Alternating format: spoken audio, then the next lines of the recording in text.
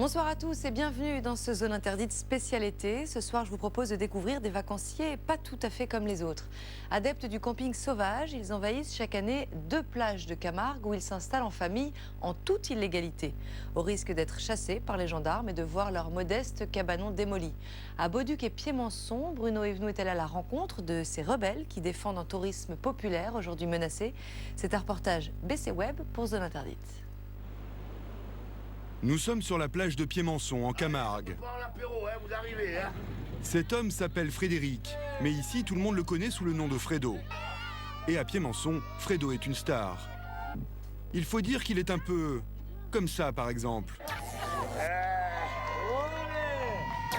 Ou encore comme ça. Fredo vit 4 mois par an sur cette plage. Il y fait du camping sauvage, entouré de ses proches.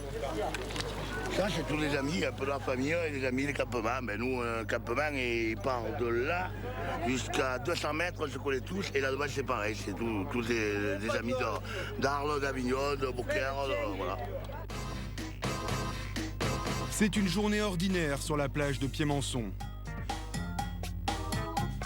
Comme Fredo, chaque été, des milliers de vacanciers campent gratuitement et en toute illégalité. Pas d'emplacement délimité, on pose sa caravane où ça tente où l'on veut. Ici, les vacanciers vivent habillés ou complètement nus. C'est au choix de chacun. À quelques mètres de là, une autre plage est elle aussi prise d'assaut tout l'été, Bauduc. Ici, comme sur la plage voisine, des campeurs hors la loi, mais aussi des centaines de petites constructions illégales. L'occupation de ces 2 plages, Bauduc et Piémonçon, comme partout en France, est interdite par la loi. Mais sur ces 20 km, une tolérance existe depuis toujours. Un cas unique en Europe, auquel les autorités veulent mettre un terme, tôt ou tard. En attendant, les habitués comptent bien en profiter au maximum. C'est le cas de Ginette et Roger. Ils viennent de Miramas et sont des inconditionnels du camping sauvage en Camargue. À peu près 18 ans qu'on vient là. Et 4 mois, pendant 4 mois. C'est pas plus mal ni bêché. Officiellement, l'occupation de la plage par les campeurs est tolérée à partir du 1er mai. Mais c'est aujourd'hui, le 30 avril, veille du 1er mai, que nos 2 retraités ont l'intention de s'installer. Avant, ils doivent récupérer leur caravane. Comme des centaines d'autres, elle a passé l'hiver sur ce terrain. Il appartient à Jean-Pierre, un agriculteur. À une semaine, il va en partir un paquet là. Comme il y a le feu vert. Là, c'est bon. Le feu vert, en réalité, tout le monde le sait, c'est pour demain. Mais les campeurs sont prêts à braver les autorités. C'est demain, c'est le 1er mai qu'on doit mettre les caravanes, pas avant. Mais pourquoi vous tenez absolument à vous installer aujourd'hui et pas demain? C'est pour le petit emplacement qui va bien, l'habitude et avoir les amis à côté. La plage est à 8 km à peine. Dans quelques minutes, pour Ginette et Roger, c'est la liberté. Sable fin et vie au grand air. Enfin, en théorie, car la camionnette hors d'âge semble mal supporter le poids de la caravane. Si l'embrayage il me lâche là au milieu, on n'est pas aidé. Effectivement, après quelques centaines de mètres, l'embrayage rend l'âme. Je ne peux même plus arrêter le moteur. Ginette. Ginette appelle Jean-Pierre à la rescousse. Jean-Pierre, c'est Ginette et Roger. On est en panne, il n'y a plus moyen d'avancer avec le camion. L'embrayage a chauffé. Problème, Jean-Pierre a trop de travail pour venir les aider. Ils vont devoir se débrouiller seuls. Mais dans le monde des campeurs, ce jour-là, c'est un peu chacun pour soi. Personne ne s'arrête, tout le monde craint de perdre sa place. Un peu plus loin, à l'entrée de la plage, c'est la déception générale. Les gendarmes sont passés, l'accès est interdit. On attend de pouvoir rentrer parce que les gendarmes nous empêchent de rentrer. On est donc arrivé ce matin sur la plage, comme les autres années. On a déballé, on a déjeuné déjà. Après, on a commencé à monter donc la serre. Les gendarmes sont arrivés, nous ont dit « Vous devez plier bagages, sinon vous avez 850 € d'amende. C'est que demain à partir de 5 h du matin. » On nous a dit qu'il fallait pas se mettre sur la plage, pas avant demain, 1er mai. Alors à minuit 1, on y sera. Là-bas, il dit 5 h du matin. Non, minuit 1. Le 1er mai, c'est minuit 1 chez nous. En France, je pense, hein. Partout. Eh bien, alors, le 1er mai, on y sera minuit 1. On attend, regardez. Il n'y a plus qu'à patienter et s'occuper comme on peut. C'est bon. Mais l'attente ne sera pas très longue. En fin d'après-midi, pas de traces des gendarmes. Alors en quelques minutes, tout le monde se lance à l'assaut de la plage. C'est alors une course effrénée de caravanes qui s'improvise sur le sable. Au bout de la course, le Saint Graal, l'emplacement exact que chacun occupait l'an passé, ici même par exemple. Tout au bout de la plage, Françoise et Lucien s'installent eux aussi. Ils viennent de Montélimar. Avance, un poil. Pour être sûrs de retrouver leur coin, ils ont apporté du bois flotté quelques jours auparavant. Ça, nous avions marqué notre emplacement et c'est respecté. Ici, on coupe les portables et on n'a rien. On est coupé. On est au bord de la mer. Voilà. Il faut dire que l'endroit est très prisé. C'est une zone réservée aux naturistes, propre, calme et sauvage. D'ailleurs, certains ne perdent pas de temps pour quitter leurs vêtements malgré le froid.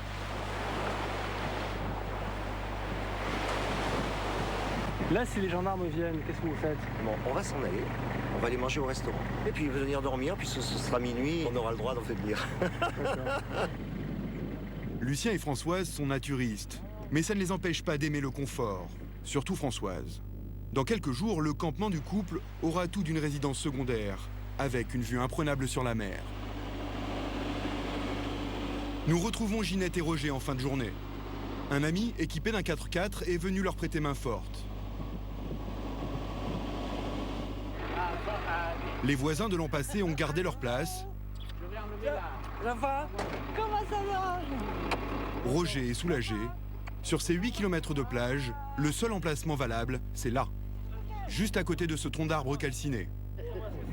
J'espère parce que là, je vais tomber mon fil à linge. Depuis quand vous nous avez pas vus? Eh ben ça fait un an, hein. Non, ça fait l'année passée. Depuis le mois d'août l'année dernière. Voilà. Et chaque année, vous vous retrouvez au même endroit? Ah oui, ah, on se met ensemble. On se met ensemble.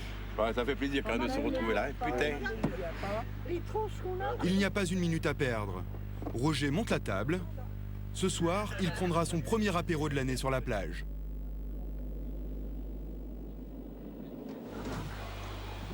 Quelques semaines plus tard, dans leur petite maison près d'Arles, Karine et Gérard terminent leur bagage.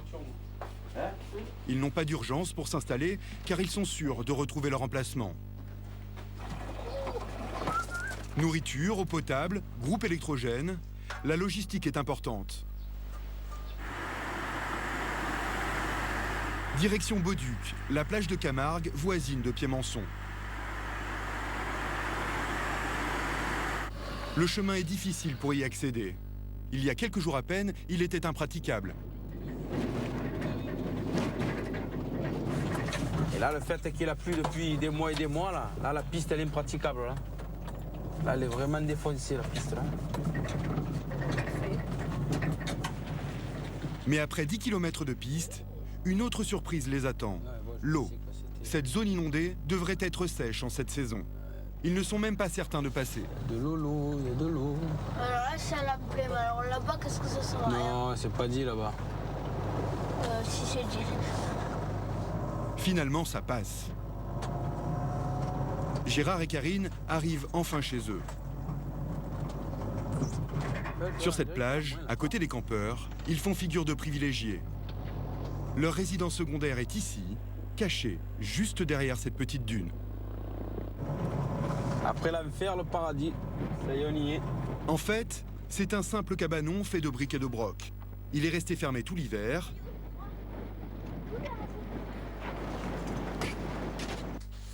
Il est envahi de sable, de crottes de souris et de toiles d'araignée. Avant de s'installer, un grand nettoyage s'impose. Ça, on appelle ça le sable du bonheur. Parce que quand tu commences à lever le sable, c'est que ça sont bon les vacances. Maman, je vous l'appelle.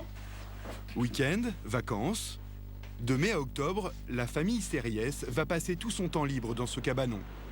Une tradition familiale qui a commencé il y a 40 ans, par une caravane posée là, par les beaux-parents de Gérard. Voilà, ça c'est le début en fait. Ils étaient venus, ils campaient avec la caravane. Après de là, à partir de là, ils ont fait un petit abri pour le soleil, pour faire l'apéritif et bien manger les grillades. Et après, petit à petit, ben, ils se sont renfermés, quoi. Ils ont fermé un côté pour le vent, l'autre côté pour l'autre vent. Après, ils ont commencé à venir un peu plus souvent, donc ils ont fermé un peu plus pour l'hiver pour avoir moins froid. Le cabanon, c'est comme à la maison, mais en plus petit. Suite parentale avec salle d'eau, chambre d'amis. Passer le week-end ou des fois une semaine. Cabinet de toilette chimique. Voilà. Bon, après là, vous avez le coin cuisine. Donc en fait, c'est le coin salle à manger. Il y a un canapé pour quand on reçoit des amis qui viennent dormir. Et il y a même une terrasse d'été. Ça, c'est un privilège que beaucoup n'ont pas. Jamais vous vous dites on va aller passer les vacances ailleurs? Non. On a fait un effort l'année dernière. Si on est parti une semaine en Espagne, c'était la première année depuis des années qu'on le faisait. Et c'était bien, mais bon, et mon paradis est ici, n'est pas ailleurs. Un paradis précaire qui devra être détruit un jour. Car ce cabanon n'a jamais eu de permis de construire. Et il n'est pas le seul à Bauduc. Derrière chaque dune, des centaines de cabanons et de caravanes, en plus ou moins bon état. C'est la grande différence avec Piémançon. Ici, certains campeurs n'ont jamais démonté leur campement. Ils se sont même installés à demeure. Bauduc est situé sur le domaine maritime et dans un parc naturel, parfaitement inconstructible donc. Une urbanisation illégale et anarchique que la préfecture tente de combattre depuis 10 ans. Dans les pays du tiers-monde, on appelle ça un bidonville. C'est bidonville à Bauduc. Novembre 2005, le préfet des Bouches-du-Rhône ordonne la destruction d'une centaine de cabanons, dont 2 restaurants pour l'exemple. C'est toute notre vie. Le problème, c'est ça, c'est que c'est pas un bout, c'est toute notre vie. Que le préfet vienne me regarder dans les yeux et qu'il me dise comment je vais nourrir mes enfants maintenant. Qu'il m'explique. Les 300 cabanons restants devront être démolis par leurs propriétaires. Gérard et Karine, eux, attendent un courrier officiel de la préfecture. Là, on est sur cette dune actuellement. La dune qui est juste avant, tout ça a été démoli. Vous le savez, ça vous prend en nez quand même. Ah ben oui, non, mais on le sait. Ça fait quelques années qu'on le sait. Qu'on s'y attend tous les ans. Voilà. Et donc là, c'est peut-être la dernière saison, vous le savez? Ça fait quelques années que c'est la dernière. Ça fait 2-3 ans qu'on se dit que ça va être la dernière année. Hein. Merci. T'as pas pris de tomates avec? Bonne demain. Nord ce soir quand même. Quelques semaines plus tard, l'été s'est installé sur la Camargue et la journée s'annonce idyllique. Comme tous les matins, Karine prend des nouvelles de sa fille aînée, en vacances à l'autre bout de la France. Pour téléphoner, il faut monter sur cette dune récemment aménagée par Gérard, malgré l'interdiction. Sur la dune, là, c'est l'endroit où on capte. Voilà. Déjà, quand on téléphone, tout le monde me dit « Ah, t'es sur la dune !» C'est le seul endroit où on a toujours plus ou moins capté. Messagerie. Et donc, voilà pourquoi Gérard nous a fait des beaux escaliers. Parce que sinon, on faisait tomber la dune. Donc on l'a détruit, la dune. C'est sûr qu'on pourrait dire on fait plus rien, mais non, on continue d'aménager. Christophe est le cousin germain de Karine. Lui aussi a passé son enfance sur cette plage, dans un cabanon construit par son père ici même. Ici, c'était une grande chambre, là, où on dormait, il y avait plein de matelas, de lits, où en fait, tout le monde pouvait venir dormir. Puis une pièce de vivre avec une grande salle à manger, une cuisine et une grande terrasse devant. Le père de Christophe n'a pas attendu l'arrivée des bulldozers, trop douloureux. C'est donc de ses propres mains qu'il a rasé son cabanon. Le futur des cabanons de Bauduc, ça va être ça, quoi. Des trous vides. Désormais, Christophe passe ses vacances sur l'autre plage, à Piémançon. Mais il vient de temps en temps rendre visite, pour les souvenirs. Sinon, tu le laisses, et... La nuit dernière, ils étaient 10 à dormir ici. Cela demande un peu d'organisation. La douche, par exemple, c'est 2 minutes par personne, pas une de plus. Qu'est-ce que c'est qu'on entend là? Là, c'est la pompe de la douche, un 12 volts. qui permet voilà, d'avoir un peu de pression pour la douche, pour juste se rincer, pour soulever le sable. Là. Et l'eau chaude? Ben, l'eau chaude, on met les bidons de 20 litres en plein soleil. Et après, hop, on les remet avec le tuyau dans la plongée. On met le tuyau plongé dans le bidon et on a l'eau chaude. Chaque fois que le temps le permet, tout le monde traverse la plage, direction cette zone, juste en face du cabanon, où l'eau est peu profonde pour la pêche à pied. Depuis des générations, les Camarguais de Bauduc pêchent les coquillages à la main. Mon père a choisi cet emplacement parce qu'il était juste en face de l'endroit où on fait les palourdes. D'accord. Voilà.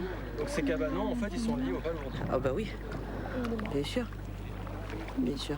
Si le cabanon est détruit, vous reviendrez chercher les palourdes? Non, je ne viendrai plus à Bauduc. Je ne mettrai plus les pieds ici. Terminé. Où irez-vous? Moi, j'irai plus à la mer. Ça sera fini. Vous pourrez faire comme Christophe et aller à Pied-Mançon? Ah non, pas du tout. J'aime pas Pied-Mançon. Ils sont les uns sur les autres. Alors, il y a un peu trop de monde. C'est un peu trop... Non, non, c'est pas pareil. C'est pas la même vie, Pied-Mançon et Bauduc. Ça n'a rien à voir. Ça n'a rien à voir.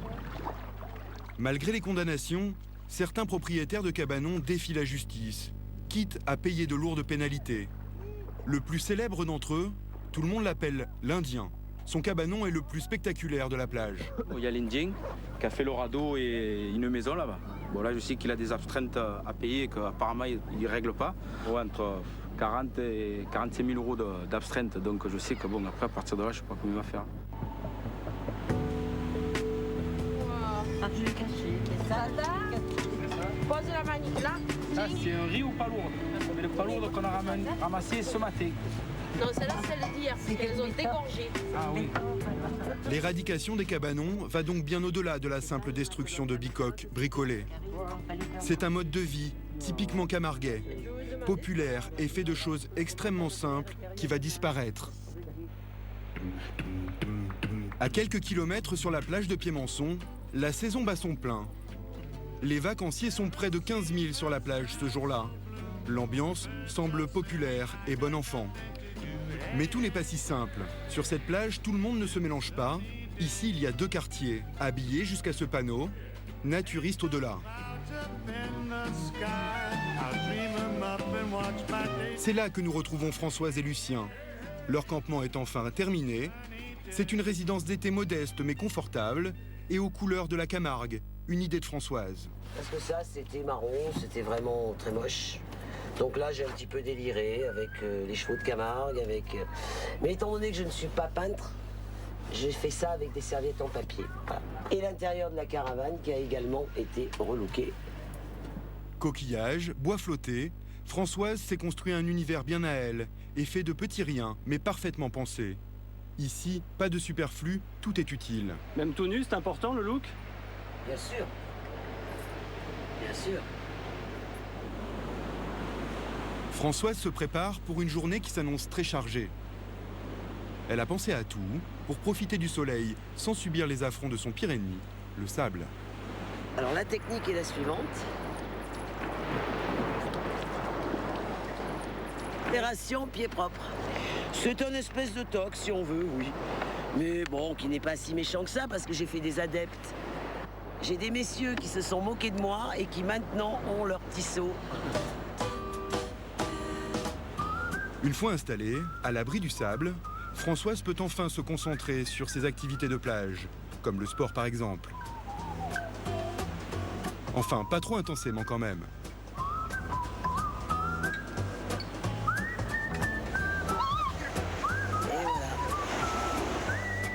On vit sans vêtements sur ce bout de plage. Il semble que toute notion de classe sociale, de différence physique, d'âge ou de sexe est complètement disparue.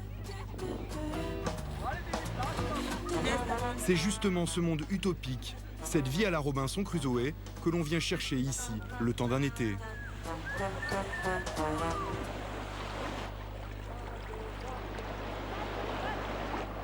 C'est le bonheur. Cette eau fraîche, ça n'a pas de prix. Une fois rafraîchi, il est temps de passer à l'autre activité de Françoise, la recherche de coquillages pour embellir sa caravane. Entre les habitants de la plage, une sorte de compétition officieuse se déroule chaque été. Ces constructions, à quoi ça sert? Ça sert à avoir un environnement agréable le laps de temps où nous restons ici. Pourquoi faire du moche alors qu'on peut faire joli? Il y a une stimulation entre nous de trouver des choses. Il n'y a pas de concours, il n'y a pas de rivalité. C'est simplement, oui, parce que les gens l'été qui passent ici prennent en photo ce genre de choses. Peut-être tu tombes bien. Oh, bah tiens, incitation à la débauche. Voilà. Je peux. Mais la débauche, c'est la plage.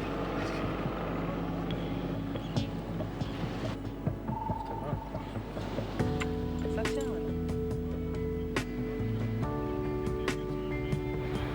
Est-ce que tu ne penses pas que c'est plus joli qu'un banc en plastique? Acheté dans un magasin que je ne citerai pas. C'est beaucoup plus joli. C'est un monde utopique ici, il n'y a pas de règles, pas de vêtements, pas de loi, pas d'heures. Il y a certaines règles. Entre gens bien éduqués, je vais dire, il y a certaines règles. En tout cas, dans ce coin-là, dans ce quartier-là. Parce que ça marche un petit peu par quartier. Et je t'avoue qu'il y a des coins où je ne resterai même pas une heure. On se mélange pas tellement entre les deux parties, textile et...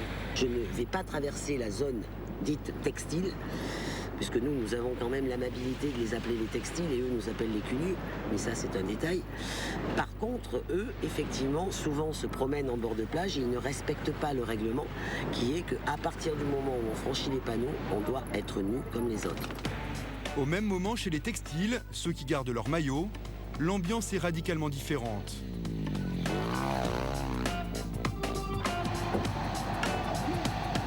Adieu le calme et la sérénité, on est là pour s'éclater.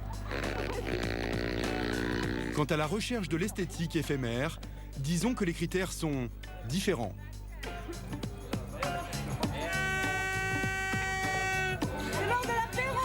Entre textile et naturiste, la frontière est bien définie et les a priori tenaces. Il n'y a pas que les cunus, il y a nous, les gens habillés. Vous avez un problème avec les naturistes alors? C'est-à-dire qu'on ne se lave pas ici régulièrement, on s'adapte. Et eux, c'est-à-dire que la moule elle devient de moins en moins fraîche. Non, mais c'est pas ça. C'est pas ça, c'est que nous, on accepte qu'ils soient naturistes, qu'ils soient... Par contre, ils acceptent pas que nous, on vienne habiller chez eux. Voilà, ça, c'est pas sympa. Textile, naturiste, ces gens si différents s'accordent tous sur un point. Il faut que la plage reste ouverte chaque été et pour toujours. Retour chez les naturistes. Lucien, le mari de Françoise, revient de la ville.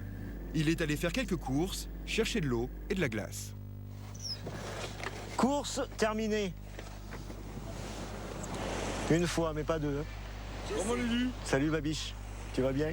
Mabiche, c'est Frédéric, le voisin, toujours prêt à rendre service. Ça va? Ouais, je suis parti d'ici à 9h30. Pour les courses, Lucien a dû s'habiller. Bon allez, c'est bon hein? Ça y est, je peux me libérer? Alors, à peine arrivé, il se met à l'aise. Principale difficulté quand on vit sur une plage sans électricité, la conservation des aliments. Ici aussi, c'est récup et système D. Est-ce qu'on inverse? On tient une glacière, c'est-à-dire qu'on a des poches d'eau qu'on fait congeler chez une amie sur Salin-de-Giraud et puis on amène la poche d'eau. Plus important, c'est ça? Mets-moi la petite maintenant. Toile de jute pour mieux conserver. Ce soir, un feu de camp est prévu sur la plage.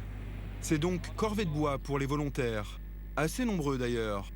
Et pour cause, c'est une balade superbe de plusieurs kilomètres sur une plage déserte. Et surtout, c'est pas vraiment légal. On a le droit de rouler ici? Non, on n'a pas le droit. C'est 1500 € de PV normalement. Mais comme on reste pas, qu'on vient juste aller chercher du bois, bon, on se sent pas trop coupable. Mais on n'a pas le droit. Sur place, un ennemi plus terrible que les gendarmes les attend, les moustiques, innombrables dans ce coin de marais.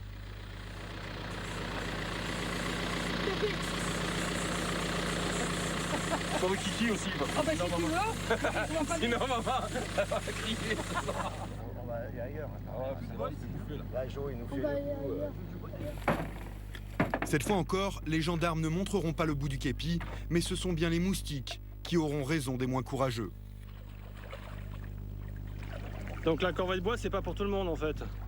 Non, mais il y a des moustiques là-bas. Il n'y a que les vieux qui ont l'habitude, mais nous, on se fait piquer, on meurt. Il faut être immunisé. Ou avoir le sang pourri. Il ne faut pas piquer.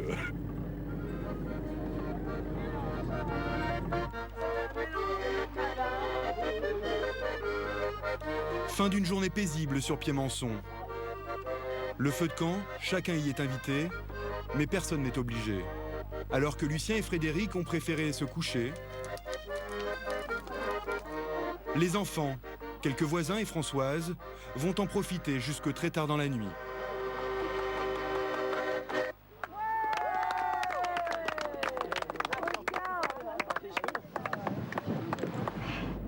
Quelques jours plus tard, changement d'ambiance. Un violent Mistral balaie la Camargue. Nous retrouvons Gérard, Karine et leur fille à Bauduc. Aujourd'hui, pas de pêche à la palourde. Gérard s'assure que le cabanon tient bon. La bicoque a résisté à de nombreuses tempêtes, mais elle reste fragile. Par un temps pareil, il n'y a pas grand-chose à faire, hormis rester à l'abri. Là, ils avaient aussi entre 90 et 100, un bon 100 km/h. Bon, quand ils annoncent la météo en pleine, c'est toujours en bord de plage et ça souffle toujours beaucoup plus. 3, 4, 5, voilà. Ça fait combien de temps que vous êtes enfermés là? Là, ça fait à peu près 3 jours. Sur la plage, il y a un peu moins de monde que d'habitude. Ben, ils sont un peu partis les gens là, ça les a un peu fait fuir. On se met à leur place. On se met à leur place parce que quand ça souffle, tout s'envole. Effectivement, sur la plage, les campeurs ont déserté les lieux. Le sable a tout envahi.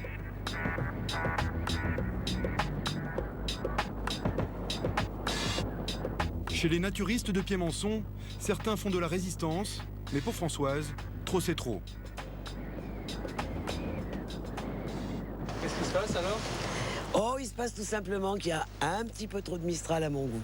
Oui, j'ai envie de rentrer à la maison parce que c'est pas agréable, voilà, c'est tout. Pour ceux qui restent, les purs et durs, ce n'est pas une surprise. Au moindre caprice du ciel, Françoise lève le camp. C'est sa réputation. C'est bien que je suis quelqu'un qui aime vivre ici, mais qui n'aime pas trop le sable. Paradoxalement. Pourquoi vous restez? Parce qu'on est pas là.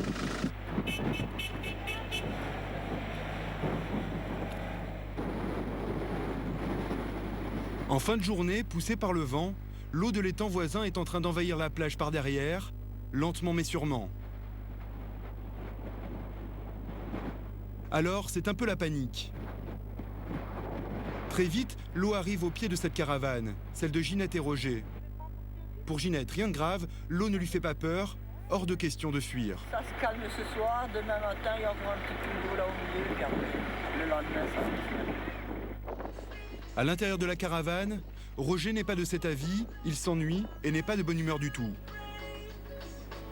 Il est bougon un peu aujourd'hui. Ils vont partir? Je vous dis, jamais là, vous ne cassez pas les bonbons. Allez, ça suffit. Hein. Avec le soleil, tout le monde retrouvera sa bonne humeur, mais il faudra un peu de patience. Retour à Bauduc. Depuis quelques années, des milliers d'amateurs de kitesurf envahissent la plage dès que le vent se lève. Pour Gérard, le kitesurf est une activité exotique. De toute façon, il a autre chose à faire. Aujourd'hui, c'est la fête à Bauduc. Et là, on va au village où se déroule la fête comme chaque année. Là. Le village, c'est un groupement de cabanons plus cossus, un peu en retrait. Certains sont habités toute l'année. Les habitants veulent défendre ce qu'ils appellent leur patrimoine. La fête annuelle sert à se retrouver, mais surtout à récolter des fonds pour les futures actions en justice. La daube de taureau sera vendue 15 € la part, mais ce n'est pas tout. On vend des t-shirts. Il y a quelques années, on était un petit peu plus nombreux. On faisait un loto. On fait à peu près entre 4, 5 000 € à peu près. Seulement voilà, d'année en année, les recettes baissent. Voilà. Là, on fait pour 200 personnes, mais on a eu fait plus que ça. On a eu fait jusqu'à 730, 680, 540. Et puis on a réduit, et on arrive à 200 personnes. Au fur et à mesure des destructions de cabanons, la population de Bauduc diminue. La fête du village fait de moins en moins d'adeptes. Comme chaque année, l'animation musicale, c'est Gérard qui s'en charge.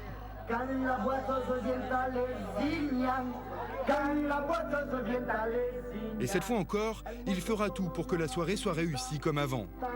Elle montre son oignon à tous les habitants. Allez les filles, c'est à nous. L'animation musicale, c'est sa seule arme pour défendre son cabanon.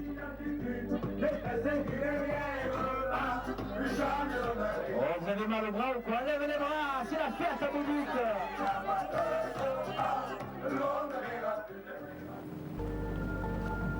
À Piémançon, l'été se termine doucement. La plupart des campeurs ont disparu ou s'en vont. Le campement de Ginette et Roger est encore là. Comme chaque année, ils seront les derniers à quitter la plage. Et là, il y avait des caravanes, il y avait des camping-cars tout le long. Il n'y en a plus maintenant. Il y en a beaucoup qui sont partis. Ça va changer votre vie si elle ferme cette plage? Ah oui, ben ça c'est sûr. Ça c'est sûr que ça va changer la vie. Ouais. Parce que là, on est quand même 4 mois là. Hein.